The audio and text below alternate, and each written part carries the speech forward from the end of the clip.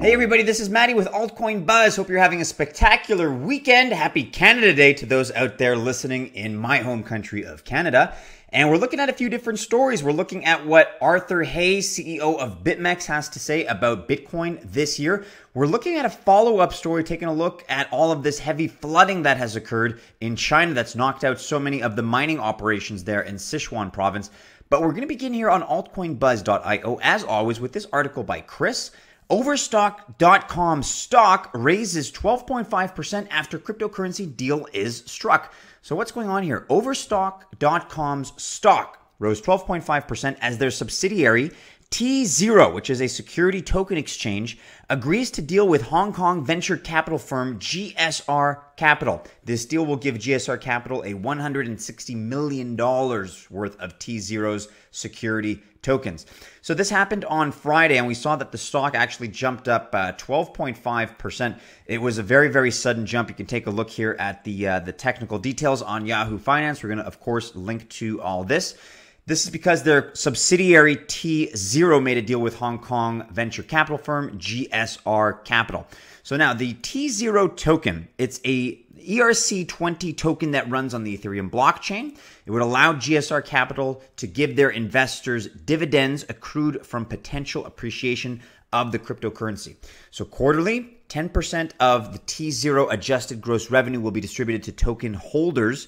The dividends distributed will come from tZero's regulated trading platform.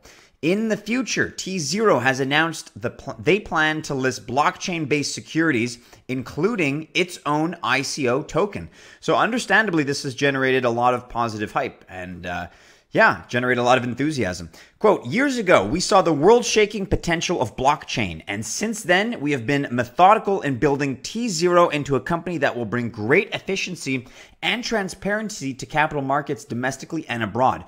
I truly believe what we are doing is historic, and while there is still much to be done, our success in this STO, security token offering, has given us the resources we need to see it through, said Patrick Byrne, Overstock CEO and tZero executive chairman. So obviously the markets are reacting favorably. They see this as a very positive development, and investors are voting with their dollars to that end. We're also going to link to some news that I wouldn't say recent, but this happened back in May, so May 2018. tZero also made a deal at that time with Boston Stock Exchange Box Digital Markets. So, of course, we're going to link to that as well if you'd like to jog your memory on what's happening there, what happened rather back in May. So here's the article. Boston Stock Exchange partners tZero to launch regulated security token exchange. So very positive news. Overstock, you can read about them on NASDAQ here. Their stock soars on cryptocurrency deal. And this is the movement, as you can see. Now, Overstock.com, the stock is not at an all-time high by any means, but this particular influx of positive news definitely moved the markets favorably for the company. In other positive news, or at least positive outlooks, here we have an article by Christopher. Bitcoin ETF, exchange-traded fund, could push the price of Bitcoin to 50K in 2018. BitMEX CEO Arthur Hayes predicts BTC to be traded around 50,000 by the end of 2018. So he's made this appearance, Arthur Hayes has, on CNBC recently, and he's been a regular guest on that particular program with Melissa Lee, of course. So he said on June 29th, quote, we're one positive regulatory decision away, maybe an ETF, exchange-traded fund, approved by the SEC. We're one step away, that could be it, to climbing through $20,000 and even $50,000 by the end of the year. So there's all kinds of reasoning that would actually suggest that he doesn't have to care what the price of Bitcoin is. Arthur Hayes, right? If you're not familiar with BitMEX, you can either long or short with all kinds of different leverage options. It's a very risky form of investing. I wouldn't recommend it personally, but people use it. It's a very successful site that basically is founded on the concept of volatility, right? And obviously, it works in this space of cryptocurrency because this is a very volatile market. So what does Arthur Hayes care whether Bitcoin goes to 50K or it retraces further? Well, he's got some reasons to suggest that he does see it going up. And that's where his predictions actually tend to mimic John McAfee's. But you can read here in Christopher's article that he actually thinks that the retracement of this bear market is going to continue. He thinks that we could go as low as 3,000 or at least somewhere between 3,000 and 5,000. But as Christopher writes, if real money can be brought to the table through an SEC-approved ETF, Hayes says this will trigger a bullish run for Bitcoin, pushing the price up over 20,000, even to 50,000 by the end of the year. And Mr. Hayes also suggested that, because this market, this space is getting so much attention, you're still going to have these bear market stretches. You're still going to have these times when, there's a retracement. Things aren't going perhaps as splendidly as we would like, but there's so much attention now. It's becoming more and more mainstream that his suggestion is that these bear market runs are going to naturally be shorter and shorter. He is of the opinion that we're not going to see multi-year bear markets for those particular reasons. So you can read about his predictions here. You can check out his interview on CNBC with CNBC's Fast Money, Melissa Lee. So hashtag Bitcoin sitting at its lowest levels since November, but Crypto Bull at Crypto Hayes is sticking by his call for Bitcoin heading to $50,000. It was a great interview. I would highly recommend it. And we have all kinds of reasons of our own to suggest that, yes, the herd is coming. The institutional interest is there. I tend to agree. I don't know if it's going to take one move. An ETF would be a big one. But perhaps a couple of moves in conjunction, somewhat coordinated, would be the right catalyst or catalysts to set off a chain reaction in this space. So I agree with Mr. Hayes. I think he's on the right track when it comes to this kind of stuff. I share his thinking. And just mentioning this article briefly, guys, you can link to it in the description below for all of our reasons that we're bullish, at least in the long term. And finally, guys, just a recap of what's been happening in China. So floods in China have heavily damaged major crypto mining operations. And this happened in the Sichuan province of China, where recent floods have reportedly resulted in very heavy damage to major cryptocurrency mining operations in the area. So this was published in Golden Finance. And then what you have is the English language outlet of the China News Service. So CNS, you have ECNS. They have reported that Sichuan and 4 other provinces in China experienced heavy rains at the tail end of June on the 27th and 28th, resulting in these floods. And you can take a look at the photos that Golden Finance has published, and you're literally talking about tens of thousands of mining rigs. And at least based on these photos, people are saying that these are not salvageable. I mean, look at that damage.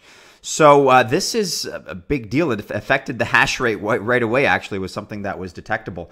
This is the Golden Finance website in the original Mandarin. You can either translate that or read it in its original form. We're going to link to that in the description. And here you have ECNS that's reporting on the heavy rain. So heavy rain batters country, bringing floods in its wake. This doesn't relate to the crypto mining, but just reporting of that particular flooding, what's happening in the country. And here on Bitcoinist, Bitcoin hash rate drops as China floods knock out tens of thousands of miners. And machines are beyond repair. So according to local Chinese media reports, the floods occurred principally in the country's western Sichuan province, an area which accounts for about 70% of China's mining output. Okay, so that area accounts for 70% of the mining output. And you got to remember that China accounts for 70% of international activity when it comes to crypto mining. So if Sichuan is responsible for 70% of China's mining, and China's responsible for 70% of global mining, you're looking at about 49%, if you crunch the numbers, of the global mining of cryptocurrency that's coming out of Sichuan province. Now, we're not saying that every mining rig in Sichuan province has been destroyed by the floods, no, but wrap your mind around that. Just the fact that in Sichuan province, you have about half of the world's crypto mining that is occurring. Quite something. So, however, from the perspective of the area affected by the disaster, at least tens of thousands of miners have been flooded. From the photographs, these miners are apparently defunct and are likely beyond repair. So these are the same photos that were listed on Golden Finance. And then you can check out here the fact that the hash rate definitely took a big hit, but the whole network's computing power has dropped significantly. So that started actually even a little bit earlier, June 24th. It seems that there's been an adjustment made. There's been a recovery, but what are your thoughts on this for everybody out there in the altcoin buzz army? As somebody that is obviously an enthusiast of cryptocurrencies and the technology, I'm kind of encouraged to note that this major, basically this disaster has done relatively little. I mean, yes, it affected the hash rate, but this goes to show the beauty of decentralization. You have these major cataclysms, at least in terms of weather and flooding and that kind of stuff. And the decentralized nature of this infrastructure and the technology, it means that nothing is compromised. It means that life goes on in the world of crypto. So to those that are affected by the floods, whether they're affected in terms of their crypto operations or in more serious ways, we wish for the best, and we hope that things improve in the near future for you. But this is the kind of story that I think goes to show that, yes, obviously the hash rate is going to fluctuate. It's going to change as a result of this. But that's the beauty of decentralization, and it's the beauty of this particular technology. So I'd love to hear your thoughts on this issue, guys. Do be sure to sound off below, and make sure you're following Altcoin Buzz News on Twitter. If you like this video, guys, do be sure to leave us a thumbs up. Give us a like, and hey, make sure you subscribe to the channel. That way you're going to get all the notifications. Click the bell to receive those for when we put up new content, which is every day. For everybody out there, enjoy the tail end of your weekend. Happy investing if you choose to invest. We'll see you again soon with a new video. Take care, guys.